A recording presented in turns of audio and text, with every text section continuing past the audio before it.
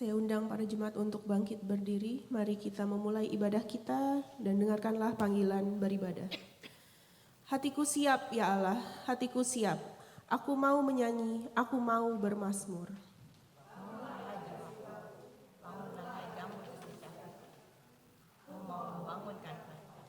Aku mau bersyukur kepadamu di antara bangsa-bangsa ya Tuhan. Aku mau bermazmur bagimu di antara suku-suku bangsa. Sebab kasih setiamu besar sampai ke langit dan kebenaranmu sampai ke awan-awan. Mari kita nyanyikan pujian dari KPPK 77, Puji Yesus. Kita nyanyikan ketiga baitnya.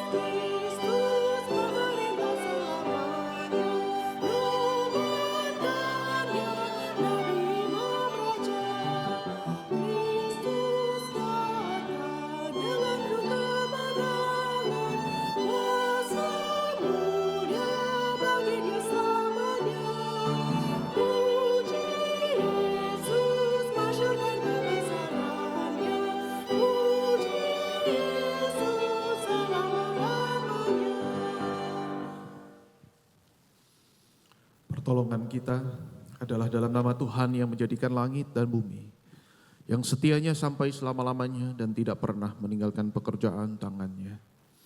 Turunlah kiranya atas kita sekalian kasih karunia dan damai sejahtera dari Allah Bapa kita dan dari Tuhan kita Yesus Kristus. Amin.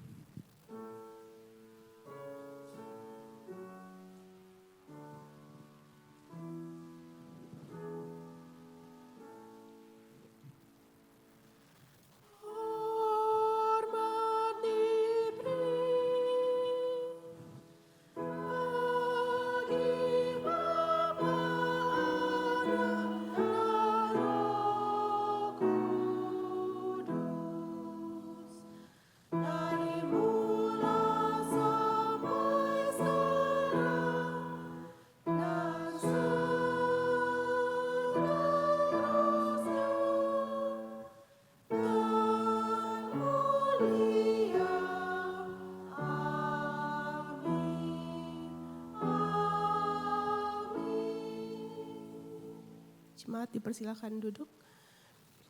Mari kita persiapkan hati kita untuk mengakui dosa-dosa kita di hadapan Tuhan dengan mengangkat pujian dari KPPK 196.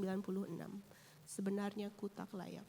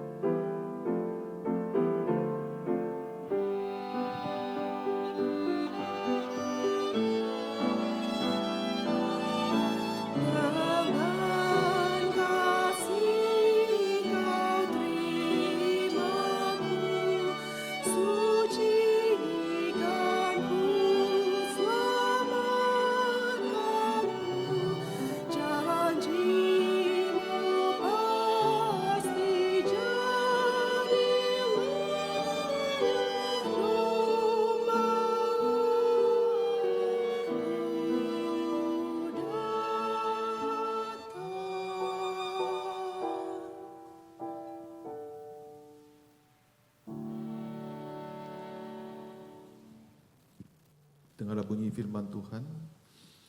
Akan tetapi Allah menunjukkan kasih-Nya kepada kita oleh karena Kristus telah mati untuk kita ketika kita masih berdosa. Saudara, mari kita datang di hadapan Tuhan, menyadari betapa tidak layaknya setiap kita ketika Tuhan menunjukkan kasih-Nya ketika kita masih berdosa dan tidak layak di hadapan Tuhan. Dan sekali lagi kita mohon ampun atas segala pelanggaran dan dosa-dosa kita di hadapan Tuhan.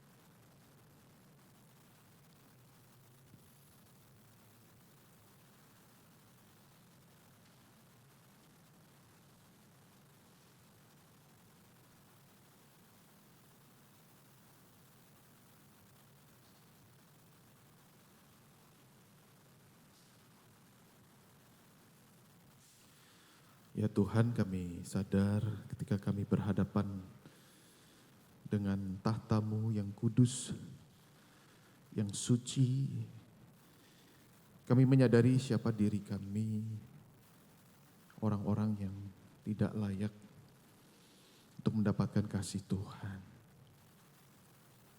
Apalagi ketika Engkau menunjukkan kasih-Mu bagi setiap kami, ketika kami menjadi musuh daripada Allah. Itu sebabnya ya Tuhan, pada pagi hari ini kami datang dengan perasaan yang tidak layak di hadapan-Mu untuk mengakui segala dosa dan pelanggaran kami. Kami mohon ampun jikalau banyak hal yang kami lakukan, kami mendukakan hati Tuhan, baik dalam perbuatan, perkataan, maupun di dalam hati kami yang tidak selaras dengan hati Tuhan. Kiranya ya Tuhan, Kau berbelas kasih kembali melayakkan kami dan mengampuni segala dosa dan pelanggaran kami. Dan biarlah ya Tuhan, Kau membasuh kami, kembali memanggil kami, dan mengangkat kami ya Tuhan, untuk menjalani hidup kami bersama dengan Tuhan. Kami bersyukur kami punya Allah yang sungguh sabar dan berbelas kasih bagi setiap kami. Biarlah ya Tuhan, hidup kami terus menyenangkan hati Tuhan dan berjalan bersama dengan Engkau. Terima kasih untuk pengampunan Tuhan. Terima kasih untuk belas kasihan Tuhan. Dalam nama Tuhan Yesus kami berdoa. Amin. Kita bangkit berdiri bersama-sama. Kita yang sudah diampuni dosanya oleh Tuhan, dengarlah berita anugerah dari 1 Yohanes 4. Demikian firman Tuhan. Saudara-saudaraku yang kekasih, jikalau Allah sedemikian mengasihi kita, maka haruslah kita juga saling mengasihi. Demikian berita anugerah dari Tuhan. Syukur kepada Allah. Jemaat dipersilakan duduk kembali. Mari kita angkat pujian syukur dari KPPK 254, Kuperlukan Juru Selamat.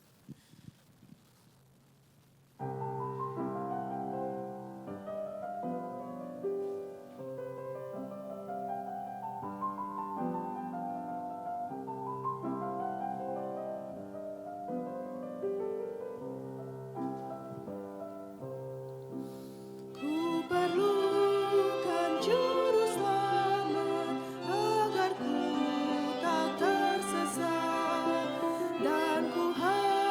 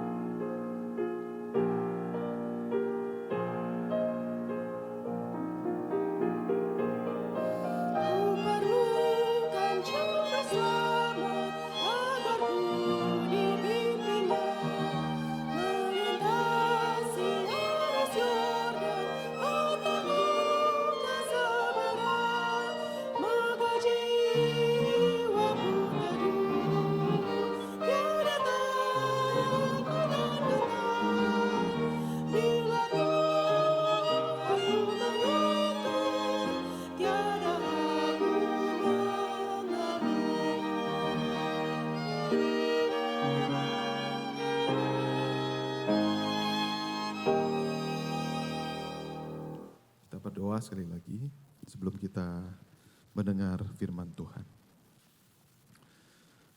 Kami sungguh memerlukan Engkau, ya Tuhan. Kami memerlukan juru selamat, bukan sekedar kami menerima keselamatan, mendapatkan kekekalan, bebas dari dosa. Tetapi seperti pujian ini kami merindukan Kau juru selamat yang ajaib, yang tidak membiarkan kami tersesat, yang membawa kami kembali dekat kepadamu. Oleh karena itu biarlah sebentar kami akan dengar firman Tuhan. Kiranya Engkau juru selamat kami yang hidup boleh membimbing kami untuk kami memahami apa yang menjadi isi hati. Berkati setiap kami yang dengar dan juga hamba-Mu yang berbicara, semua untuk kemuliaan nama Tuhan. Dalam nama Tuhan Yesus kami berdoa, kami bersyukur. Amin. Shalom Bapak Ibu. Apa kabarnya? Baik-baik ya, sehat. Meskipun hujan pagi-pagi tadi. Dan Tuhan menghentikan hujan tepat pada waktunya. Kita bisa beribadah bersama, kita bisa bersuka cita dan mendengar firman Tuhan bersama. Baik, kita akan belajar bersama-sama. Tema kita pada pagi hari ini, kasih dalam pernikahan. Relevan gak nih sama yang belum menikah gitu ya. Ini kasih di dalam keluarga ya, tepatnya kasih dalam keluarga. Jadi jangan khawatir yang belum menikah, pasti ini akan juga menguatkan kita. Maksudnya biar cepat-cepat nikah gitu ya. Akan melihat Tuhan bekerja di dalam keluarga kita ya. Kita lihat sama-sama di dalam Yohanes 2 ayat 1 sampai yang ke-12. Mari kita membaca bergantian satu ayat demi satu ayat. Saya ayat pertama, Bapak Ibu ayat 2, demikian sampai ayat yang ke-12. Pada hari ketiga ada perkawinan di Kana yang di Galilea dan ibu Yesus ada di situ.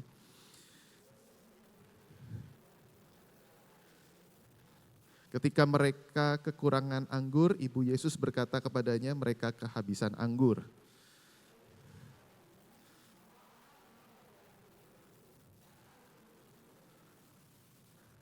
Tetapi ibu Yesus berkata kepada pelayan-pelayan, apa yang dikatakan kepadamu, buatlah itu.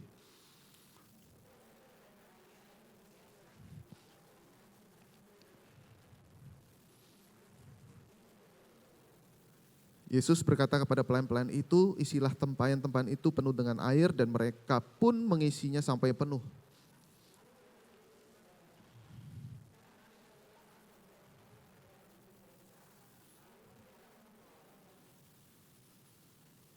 Setelah pemimpin pesta itu mengecap air yang telah menjadi anggur itu dan ia tidak tahu dari mana datangnya. Tetapi pelayan-pelayan yang mencedok air itu mengetahuinya, ia memanggil mempelai laki-laki.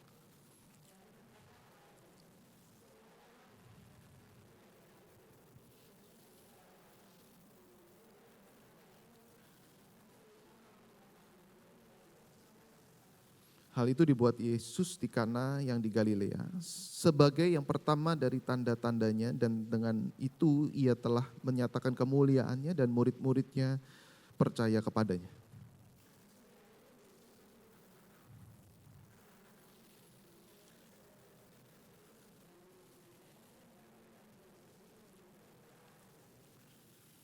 Demikian jauh bacaan firman Tuhan, berbahagialah setiap kita yang mendengar dan juga melakukan di dalam kehidupan kita sehari-hari.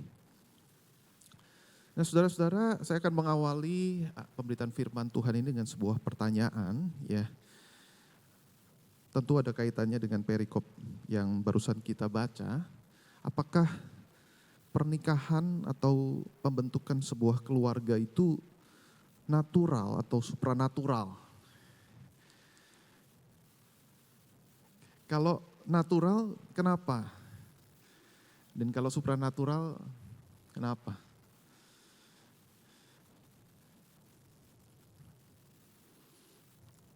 Pertanyaan simpel ya. Apakah pernikahan itu natural atau supranatural? Natural? Supranatural?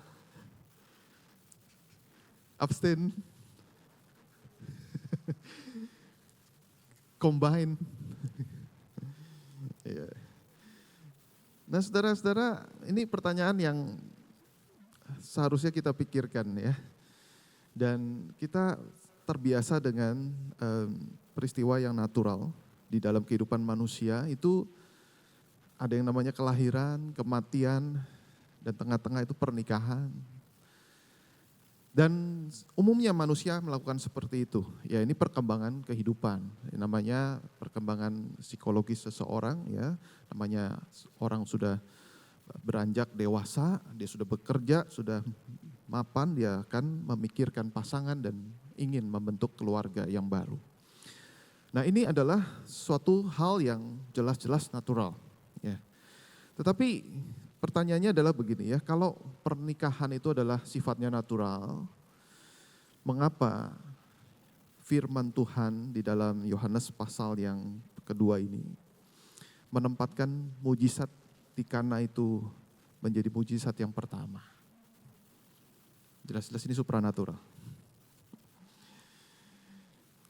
Saudara, sebenarnya Yesus bisa memulai dengan pelayanan mujizat dengan menyembuhkan orang sakit, orang lumpuh, mengusir setan, membangkitkan orang mati, begitu ya. Ini yang pertama-tama luar biasa. Dan ini adalah benar-benar supranatural begitu. Tetapi Yesus memilih melakukan mujizatnya di sebuah desa kecil di dalam acara pesta pernikahan yang natural. Ya. Artinya saudara, ini adalah sesuatu yang spesial, bukan? Ada sesuatu yang supranatural terjadi di tengah-tengah peristiwa yang natural. Jadi jawabannya begini, pernikahan Kristen itu natural, betul. Tapi tidak akan pernah bertahan tanpa yang supranatural. Atau Yesus hadir di tengah-tengah keluarga atau di tengah-tengah pernikahan orang tersebut. Nah, perikop ini mengisahkan adanya pesta pernikahan, pesta yang pada umumnya, dan kemudian kita melihat ada Yesus di sana. Ini sangat jelas ya, ada Yesus hadir di tengah-tengah pesta itu, bahkan diundang pada perkawinan itu bersama dengan juga murid-muridnya. Jadi yang menarik di sini saudara-saudara, Yesus bukan hanya hadir di dalam pernikahan seseorang yang sudah golden anniversary 50 tahun. Wah, kalau ada acara golden anniversary ini luar biasa ya. Jadi kita bisa melihat bagaimana mereka yang sudah menikah puluhan tahun sudah diberkati oleh Tuhan dan Tuhan jaga cinta mereka, pernikahan mereka, dan di saat itulah kita bisa melihat kehadiran Tuhan sungguh spesial. Bukan juga yang sudah puluhan tahun, bahkan mungkin juga setelah mereka menikah. Tetapi di sini awal pernikahan, Yesus sudah hadir. Awal mula pernikahan, ya. Jadi masih baru banget, ya. Bahkan di sini Yesus sudah hadir terlebih dulu di sana, ya. Pesta pernikahan belum selesai, Yesus sudah hadir. Nah, di saat yang sama, saudara-saudara, ketika Yesus hadir, masalah juga hadir. Masalah mereka adalah kehabisan anggur. Tentu saudara-saudara, di sini kita melihat kehabisan anggur ini suatu hal yang biasa. Tetapi pada saat itu, ini suatu hal yang sangat menjadi aib yang besar. Saudara bisa bayangkan ya, misalnya dua pihak keluarga mereka sudah berjanjian, satu mungkin antar besan, saya akan membelikan rumah ya buat anak, buat mantu, buat anak-anak kita. Tapi yang satu berkata, tenang, you beli rumah, saya siapkan pesta pernikahan yang wah. Kira-kira begitu ya. Nah, pesta pernikahan yang wah pada saat itu adalah identik dengan anggurnya itu kualitasnya seperti apa. Sudah bisa bayangin. Anggurnya kualitasnya harus yang baik, jangan bikin malu.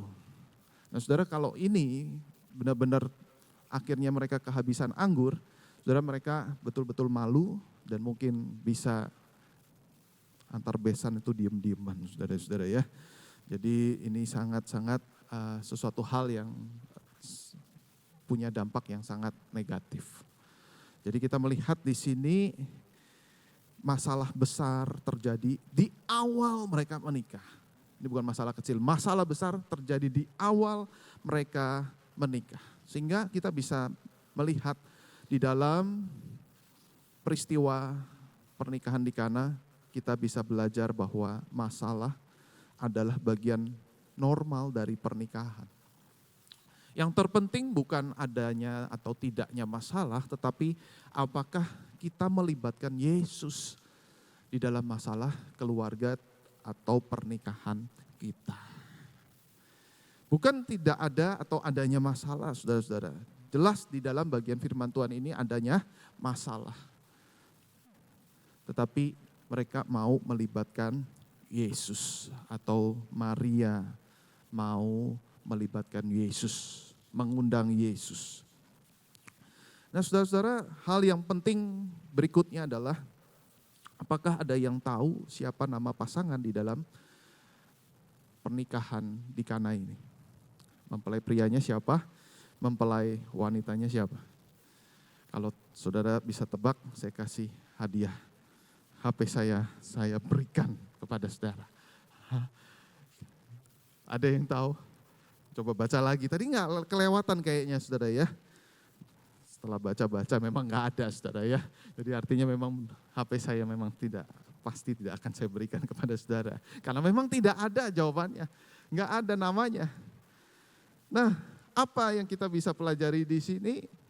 Bukankah nama daripada mempelai itu penting?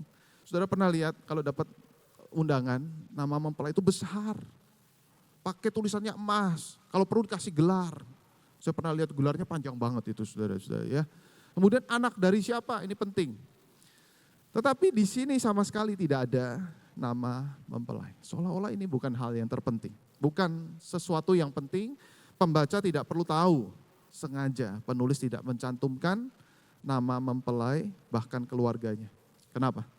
Karena yang menjadi pusat di dalam peristiwa pernikahan itu adalah Kristus. Yesus yang menjadi tokoh utama, bukan kedua mempelai. Yesus yang menjadi tokoh utama bukan keluarga. Dan juga pemimpin acara, ya, atau WO, wedding organizer. Nah di sini kita bisa melihat bagaimana ketika Yesus yang menjadi pusat utama di dalam keluarga atau pernikahan, di sini kita bisa melihat ada kasih yang sejati, ada kasih yang muncul di dalam keluarga kita. Ya. Nah saudara-saudara, kita bisa melihat bagaimana problem atau masalah di dalam keluarga atau pernikahan, saudara-saudara, kita bisa melihat sebenarnya problemnya bukan masalah komunikasi, tetapi soal hati. Kalau Yesus yang menjadi yang utama, yang harusnya bertahta di dalam hati, atau Yesus yang menjadi utama di dalam peristiwa daripada pernikahan di Kana ini, sebenarnya permasalahannya apa? Permasalahannya ada di dalam hati seseorang. Hati seseorang apakah mengandalkan Yesus? Hati seseorang apakah mengutamakan Yesus? Hati seseorang apakah betul-betul dia bersandar pada Yesus? Nah kita akan bisa melihat ternyata saudara-saudara inilah yang menjadi penyebab unsur-unsur keretakan problem di dalam rumah tangga saudara-saudara ya. Nah, apa aja problemnya? Saudara, ada berhala di dalam pernikahan, yaitu ada berhala kebahagiaan. Berhala kebahagiaan maksudnya adalah yang penting pasanganku atau anggota keluargaku harus membuat aku bahagia. Artinya apa? Artinya pernikahan adalah alat untuk mencapai kebahagiaan.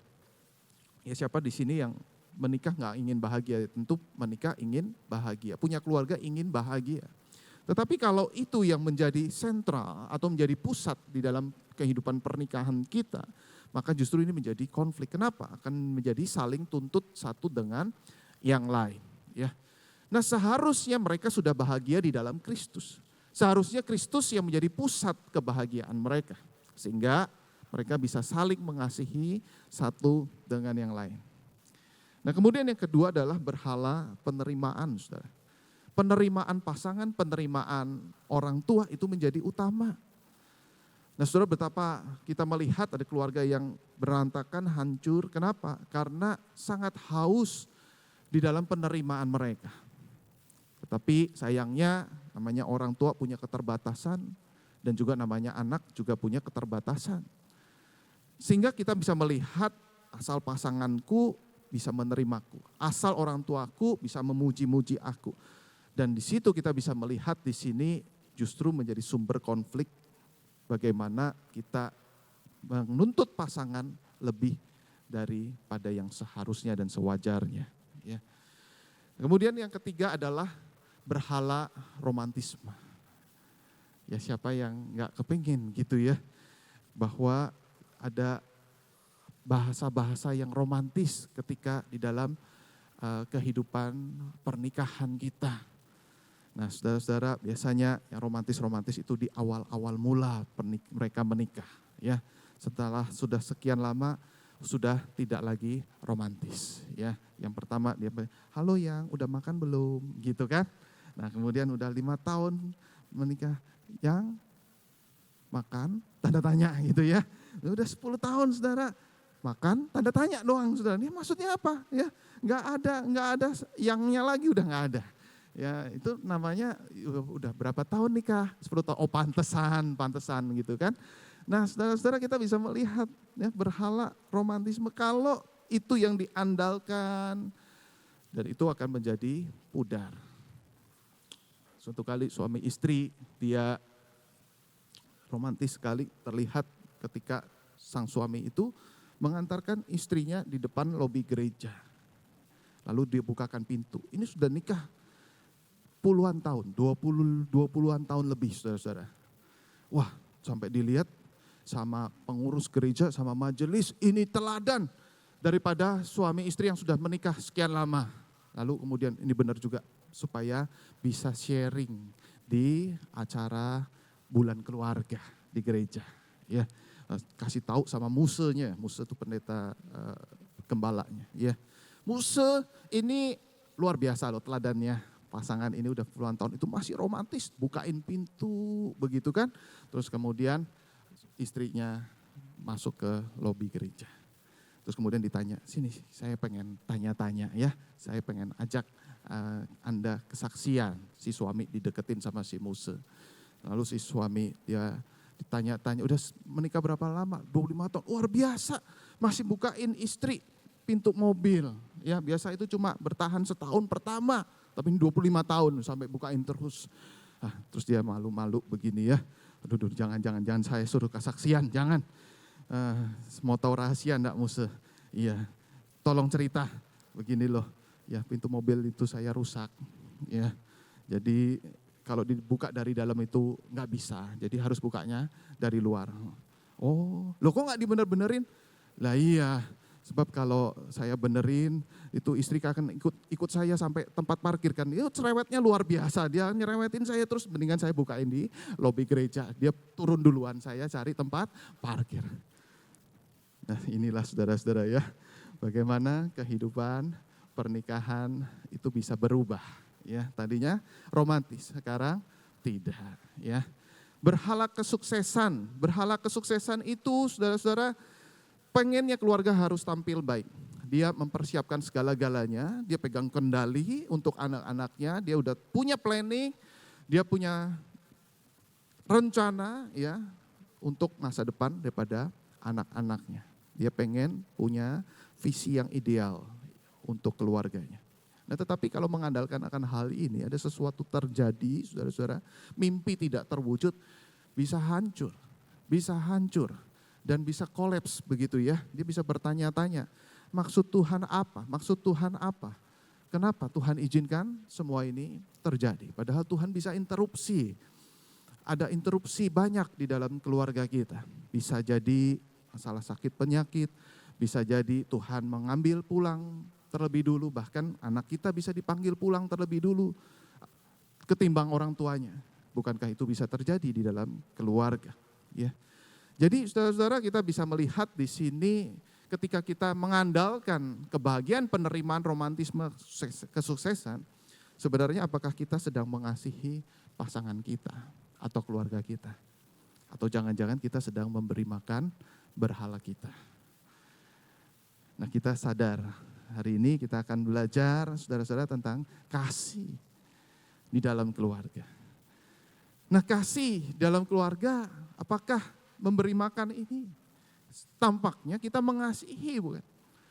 Tampaknya kita membahagiakan pasangan. Tampaknya kita romantis dan pasangan kita itu tampak dikasihi. Atau kita menuntut dari pasangan kita. Tetapi ini bukan kasih yang sejati. Ketika kita hanya menuntut daripada pasangan kita atau keluarga kita.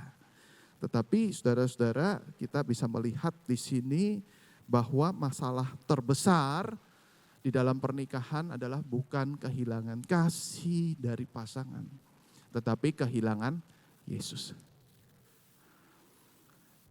Kasih dalam pernikahan Kristen adalah sarana untuk mengubah saya dan pasangan untuk menjadi serupa Kristus.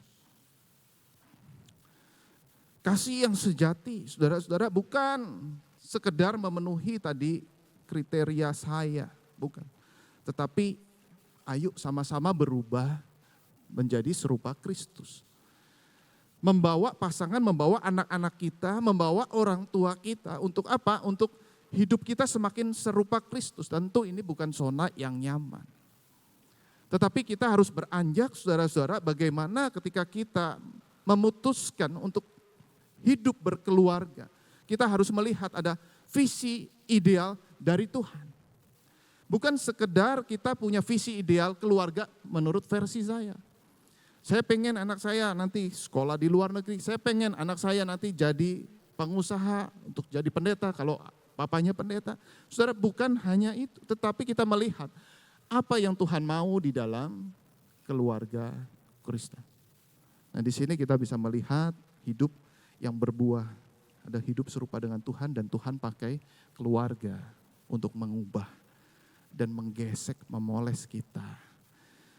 Jadi kita bisa melihat di sini bagaimana sebenarnya tadi berhala tadi mungkin tidak bisa memenuhi kita. Tetapi bersama-sama yuk dengan anggota keluarga kita berubah sama-sama seperti Kristus.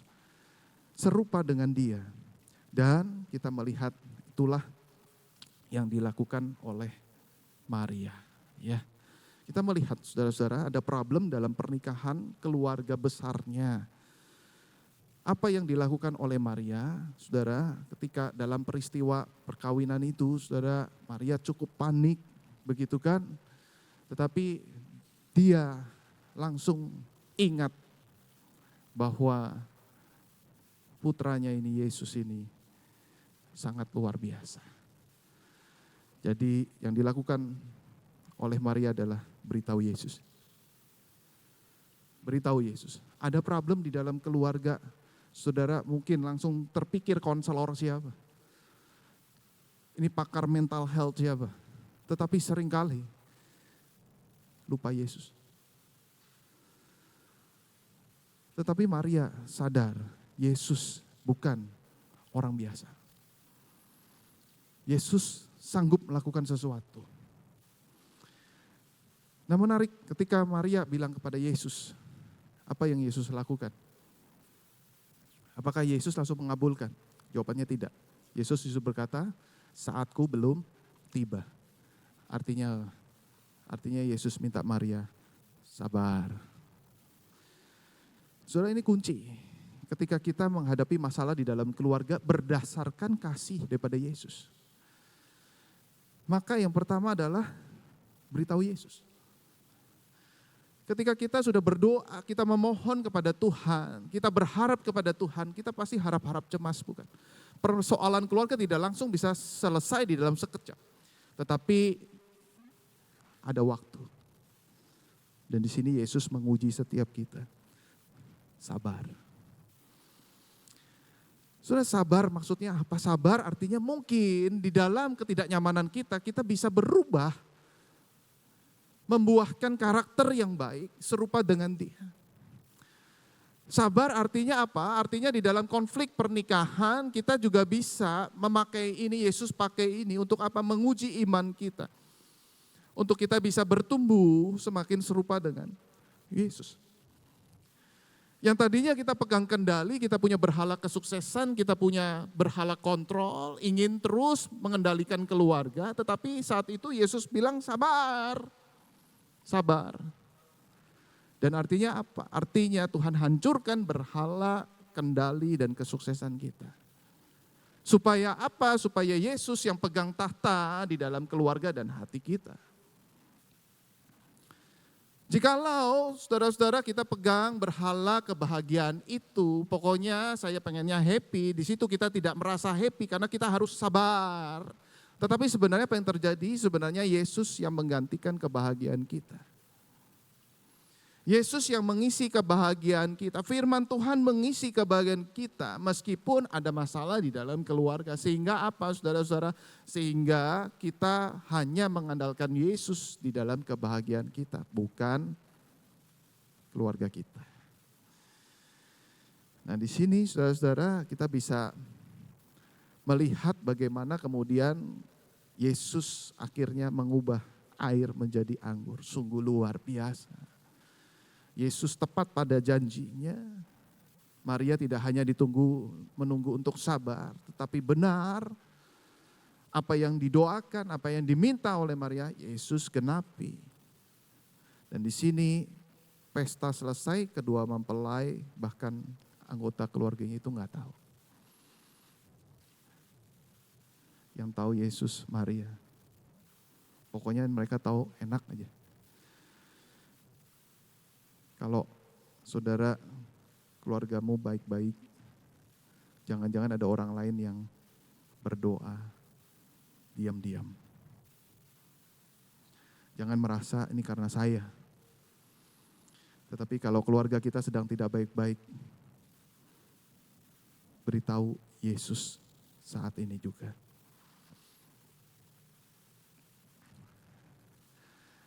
Saudara, saya kasih ilustrasi begini ya. Pernikahan itu ibarat balon, sama satu lagi ibarat telur. Apa bedanya? Pernikahan ibarat balon itu sangat terlihat indah, banyak dipakai dalam pesta. Sering lihat kan, habis diberkati, kemudian melepaskan balon, ya langsung terbang tinggi, warna-warni, saudara-saudara. Menunjukkan kebahagiaan, kesuksesan, romantis. Tetapi tidak lama kemudian kempes, meletus, jatuh pelan-pelan. Harusnya ditunggu terus itu ya, begitu itu tunggu, bentar lagi kempes, meletus, jatuh pelan-pelan begitu ya. Sudah jangan punya pernikahan atau keluarga yang seperti ini. Senang sebentar, lalu kemudian setelah itu hancur perlahan-lahan. Tetapi pernikahan ini harus ibarat telur. Bentuknya mirip balon, saudara. Tetapi tidak indah. Enggak penuh warna, membosankan. Sangat sederhana. Dari luar tidak ada hal yang menarik. Kalau dipegang hati-hati sekali. Karena apa? Mudah retak. Tetapi di dalamnya ada sebuah kehidupan, ada sebuah masa depan.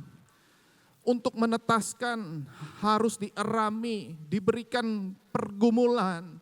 diberikan suhu yang cukup tinggi dan membuat telur ini tidak nyaman.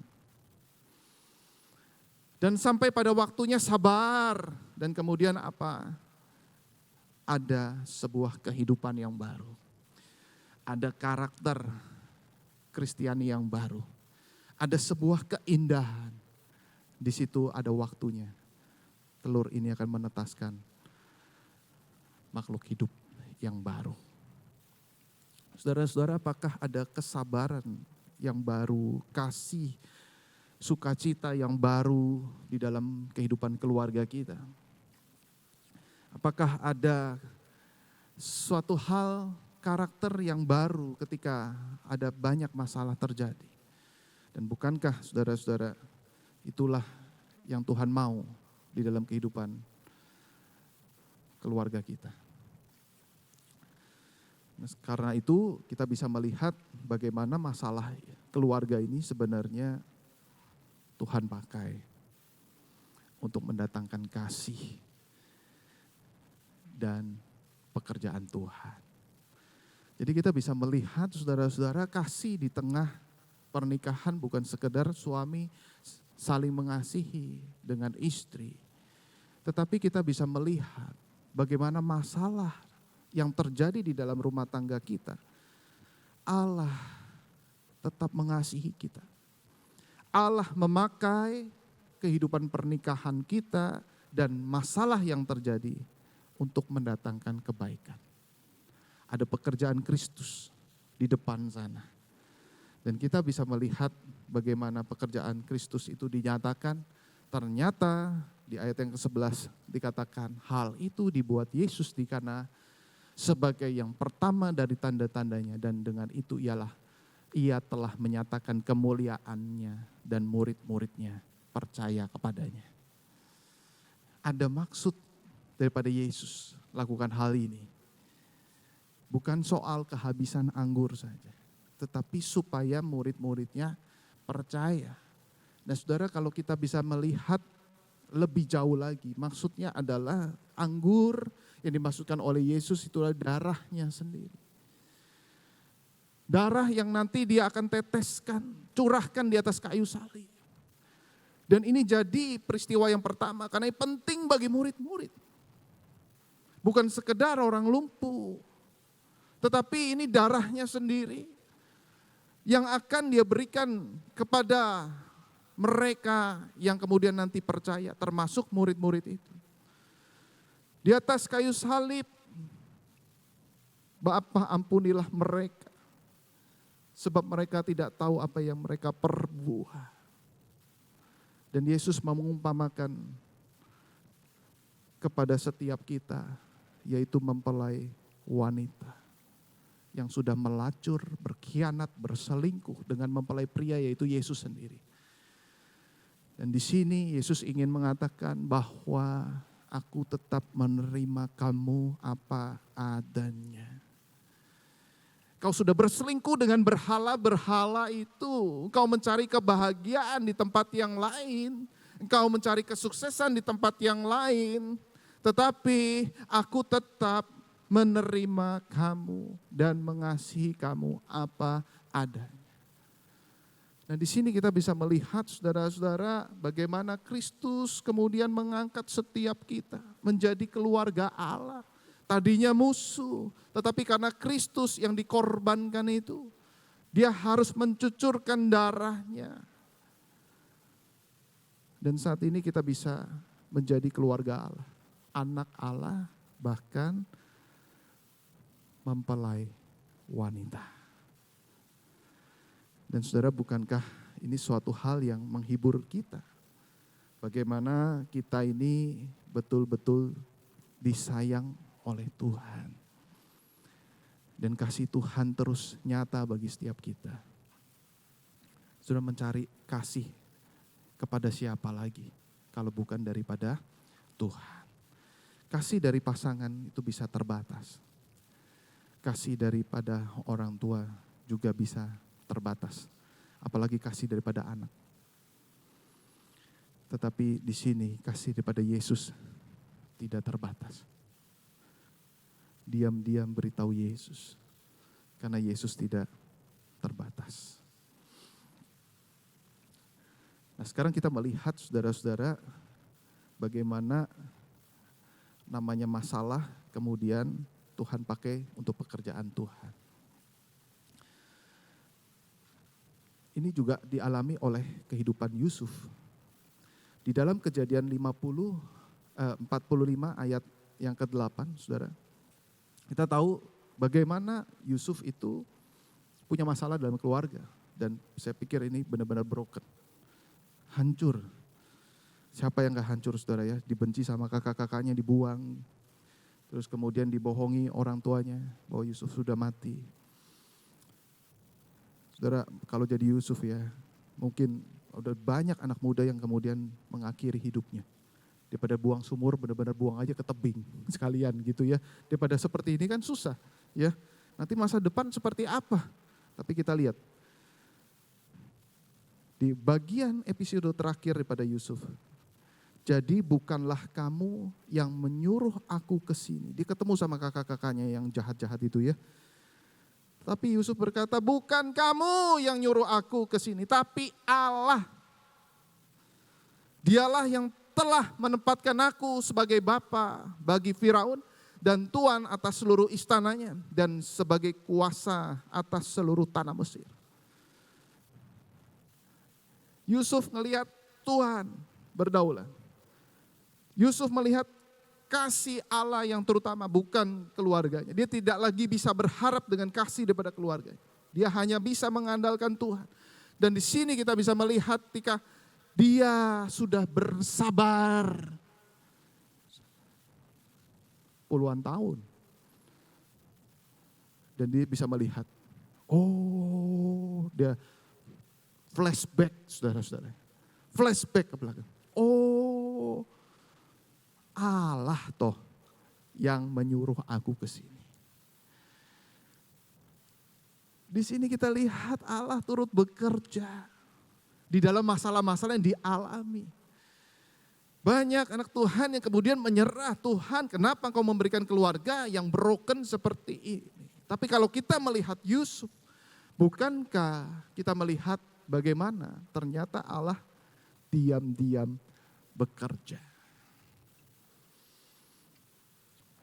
Yang kedua, Kejadian 50 ayat 20.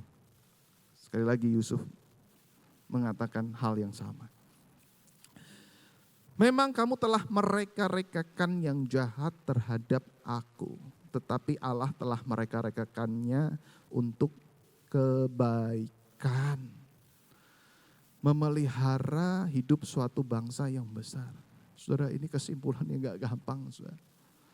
Jadi bukan Yusuf dihipnotis, tahu-tahu Allah, pokoknya Allah. Enggak. Yusuf tahu mereka rekakan yang jahat. Ada orang-orang jahat yang menghancurkan Yusuf. Dan itu keluarganya sendiri. Aduh saudara, ini sedih banget ceritanya. Tetapi di sini Yusuf justru bisa menyimpulkan membalik keadaan. Allah mereka-rekakan untuk kebaikan. Dan dia tahu apa maksudnya. Memelihara hidup suatu bangsa yang besar. Bangsa Mesir. Jelas bukan? Ini kasih Tuhan. Ini kasih Tuhan dalam keluarga. Yang Tuhan ingin membalikkan keadaan. Ketika mereka mengandalkan Tuhan, Tuhan tidak pernah meninggalkan keluarga setiap kita.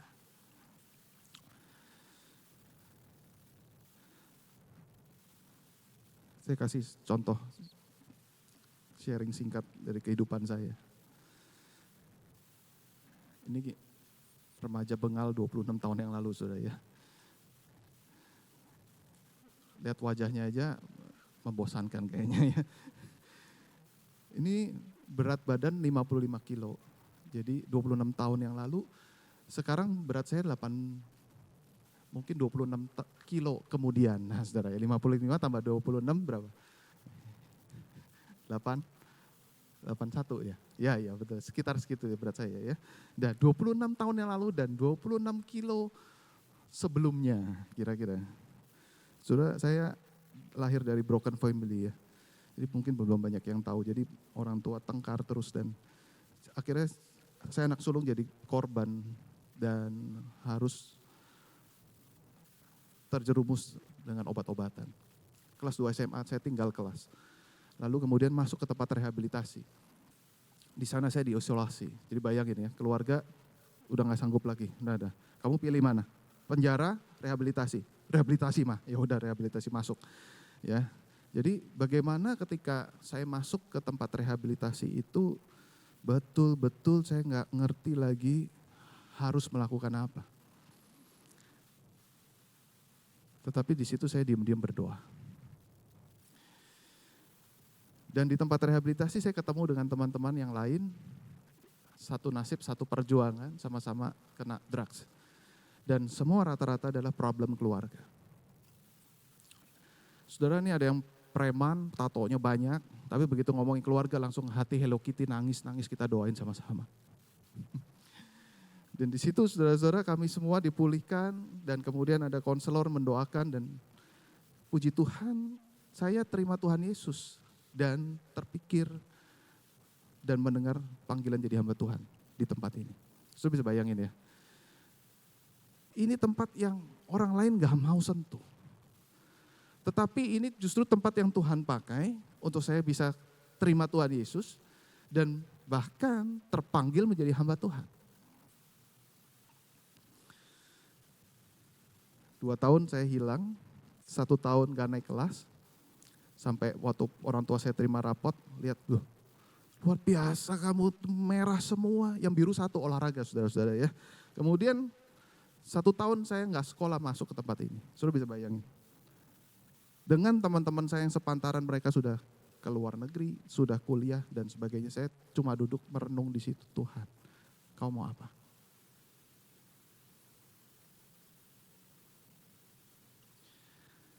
Tetapi 26 tahun kemudian, nah saudara lihatnya begitu kan?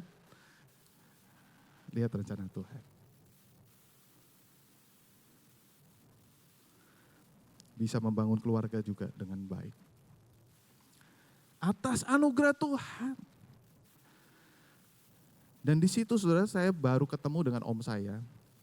Sekitar 1 tahun atau 2 tahun yang lalu lah. Mungkin acara Imlek atau apa, saya agak lupa, atau Natal. Om saya ngomong begini. Begitu dia tahu, habis COVID dulu jarang ketemu kan. Begitu dia tahu saya jadi pendeta, saya dipeluk. Dia nangis. Loh kenapa om? Kamu jadi pendeta sekarang. Puji Tuhan, katanya begitu kan. Terus kemudian om saya bilang, it was a miracle.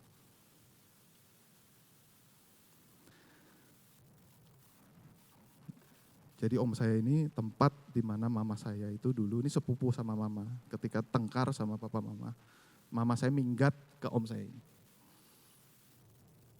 Jadi mungkin udah mau cerai dan sebenarnya udah minggat dulu lah. Nah ke tempat om saya, terus ngomel-ngomel tentang papa begitu kan. Om saya cuma batin itu namanya apa, ngomong dalam hati ya. Ini kasihan anak-anaknya. Kalau keluarga seperti ini, korbannya jadi anak-anaknya. Dan gak berapa lama om saya dengar, saya masuk tempat rehab, betul kan? Tapi waktu itu om cuma bisa doa. Gak bisa apa-apa.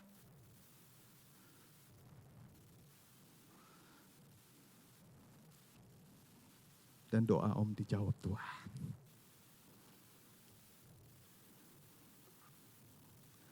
Jadi saudara-saudara, saat ini saya bisa menyimpulkan seperti Yusuf.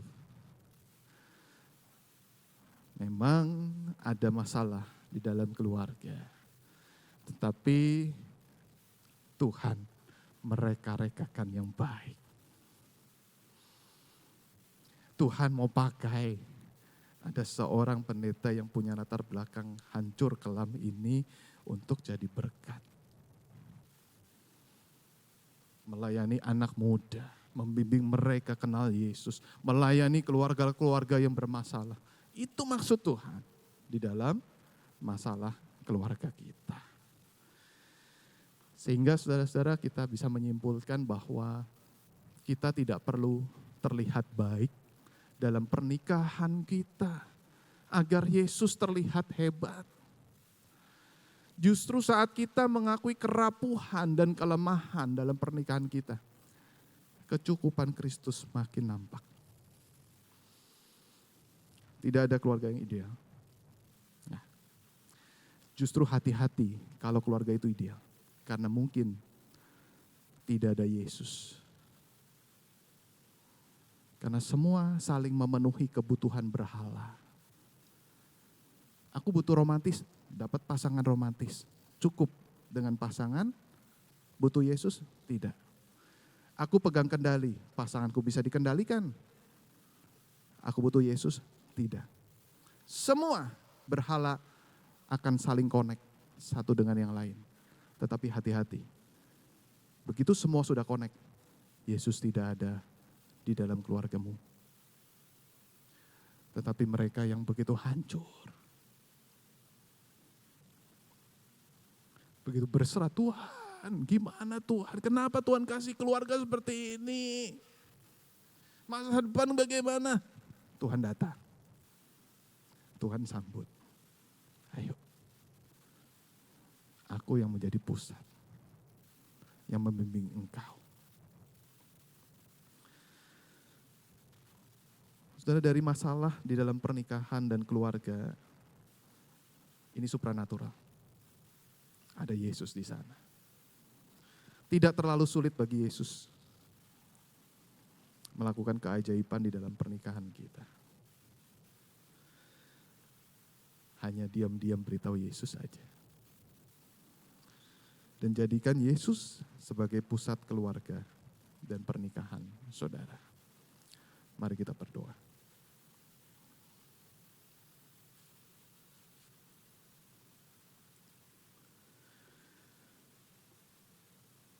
Tuhan, kami bersyukur hari ini kami belajar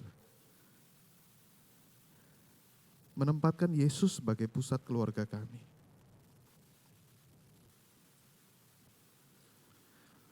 Dan kami sadar bagaimana keluarga kami bukan keluarga yang ideal. Dan bahkan kami berasal dari broken family yang kami tidak merasakan kasih.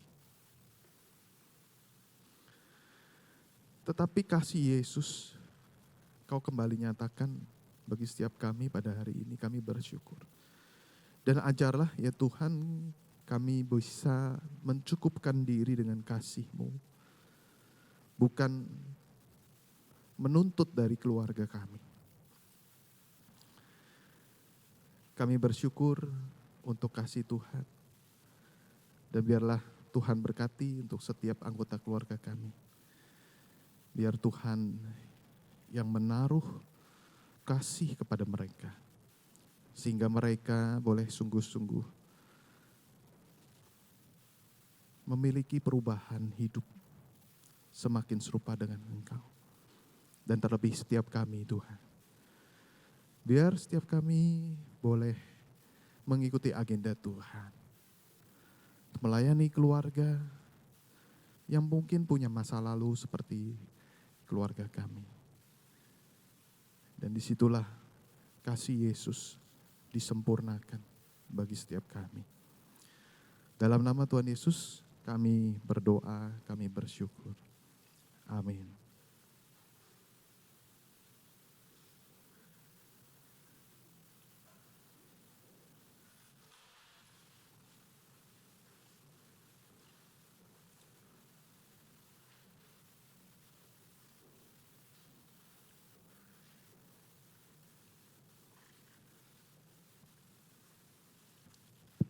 Kita nyanyikan pujian respons dari KPPK 295. Kupancarkan keindahan.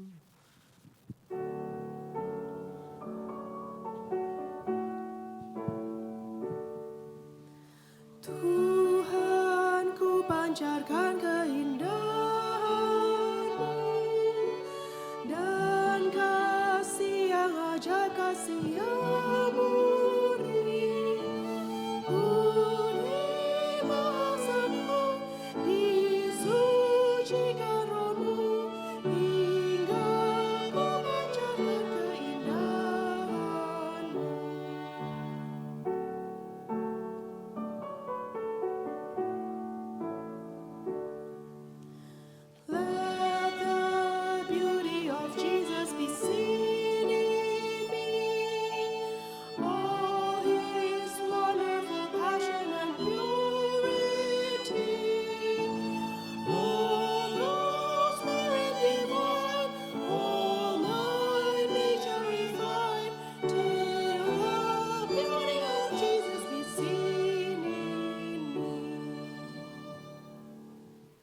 kita bangkit berdiri. Kita bersatu dengan seluruh gereja sepanjang abad dan tempat. Mari kita mengikrarkan pengakuan iman kita seturut dengan pengakuan iman rasuli. Aku percaya pada Allah, Bapa yang Maha Kuasa, Khalik langit dan bumi, dan kepada Yesus Kristus, anaknya yang tunggal Tuhan kita, yang dikandung daripada Roh Kudus, lahir dari anak darah Maria, yang menderita di bawah pemerintahan Pontius Pilatus, disalibkan, mati dan dikuburkan, turun ke dalam kerajaan maut. Pada hari yang ketiga, bangkit pula dari antara orang, naik ke surga, duduk di sebelah kanan Allah, Bapa yang Maha Kuasa, dan akan datang dari sana untuk menghakimi orang yang hidup dan mati. Aku percaya kepada Roh Kudus, gereja yang kudus dan persekutuan orang kudus, pengampunan dosa, kebangkitan daging, dan hidup yang kekal. Silakan duduk kembali. Kita kembali berdoa, memohon kepada Tuhan. Ya Tuhan, kami datang di hadapan Tuhan. Kami rindu ingin memancarkan akan keindahan Tuhan, bahkan melalui keluarga kami. Tetapi kami sadar, kami memiliki keluarga yang tidak sempurna. Biarlah kami boleh mengalami Tuhan, kasih Tuhan yang sempurna, yang lebih indah daripada keluarga dan pasangan kami. Kami rindu Tuhan ketika hidup kami boleh diterangi oleh kebenaran firman, menghidupi akan jalan Tuhan. Disitulah modal kami bisa mengasihi keluarga kami. Dan kami berdoa untuk setiap jemaat-Mu ya Tuhan. Kiranya Engkau memberkati keluarga daripada setiap mereka. Biarlah di dalam segala ketidaksempurnaan, Tuhan boleh membalikkan keadaan. Mereka boleh melihat Tuhan yang berkarya. Mereka boleh melihat Tuhan yang berdaulat, yang tidak pernah meninggalkan mereka. Di balik masalah keluarga, Tuhan bekerja mendatangkan kebaikan. Kami berdoa, biar kasih Yesus yang terutama ada di dalam setiap mereka. Kami berdoa ya Tuhan, kiranya setiap anggota keluarga boleh makin dekat pada Yesus. Sehingga ya Tuhan, hanya Yesus yang mereka andalkan.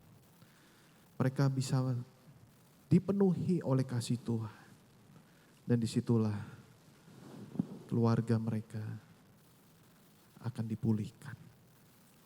Terima kasih untuk kebaikan Tuhan. Biar ya Tuhan keluarga yang baik juga akan mendukung untuk pertumbuhan gereja yang semakin juga baik, berkualitas dan tangguh. Keluarga yang baik juga akan membuat masyarakat menjadi baik. Dan kami sungguh berdoa, menyerahkan ya Tuhan, untuk setiap keluarga-keluarga yang ada.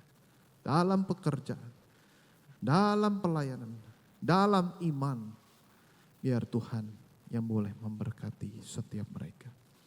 Terima kasih, kami bersyukur kami punya Allah yang mendengar seruan doa kami. Kami juga memiliki Allah sebagai Bapa yang mengajarkan kami berdoa. Bapa kami yang di surga, dikuduskanlah namamu, datanglah kerajaanmu, jadilah kehendak-Mu di bumi seperti di surga. Berikanlah kami pada hari ini makanan kami yang secukup, dan ampunilah kami akan kesalahan kami, seperti kami juga mengampuni orang yang bersalah kepada kami. Dan janganlah membawa kami ke dalam pencobaan, tetapi lepaskanlah kami daripada yang jahat.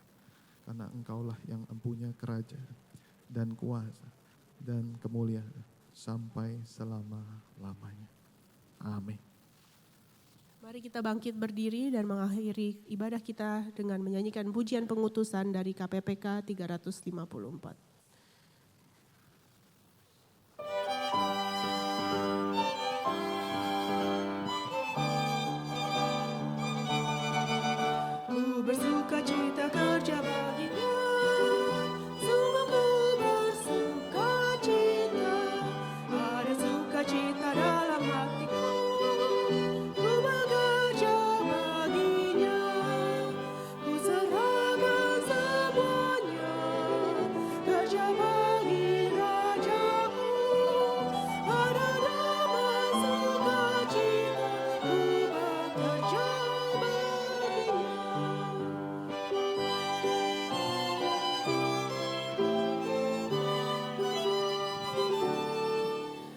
bersuka cita kerja baginya, sungguh ku bersuka cita. Tiap langkahku turut perintahnya dan bekerja baginya. Ku serahkan semuanya, kerja bagi Rajaku. Hanya damai sukacitaku bekerja baginya.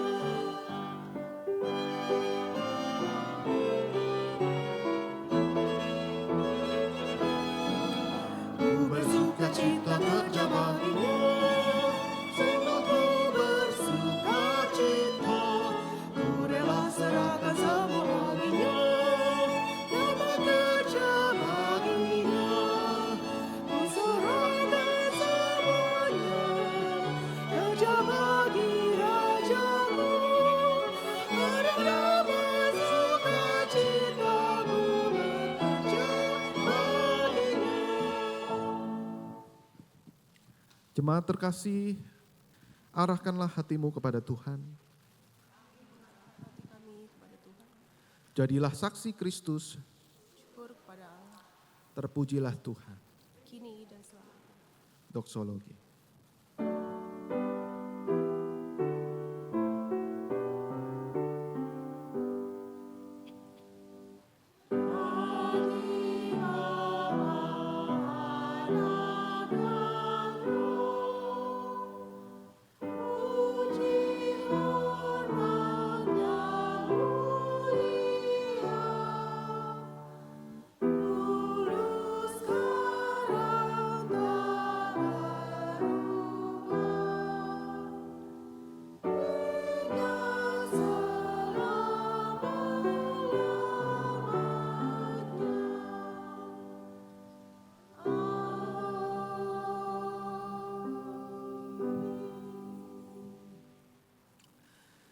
Bukalah hatimu lebar-lebar, terimalah berkat dari Allah Tritunggal.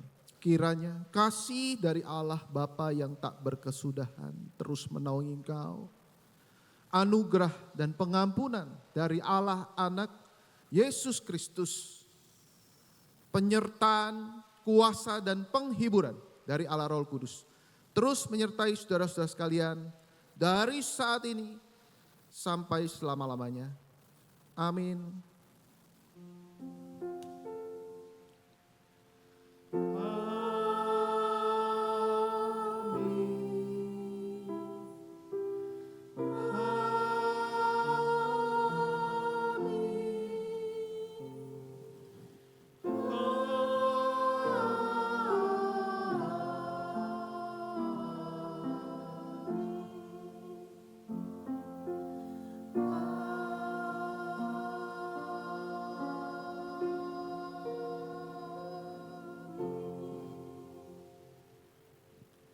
Amin. Saat teduh, silakan duduk.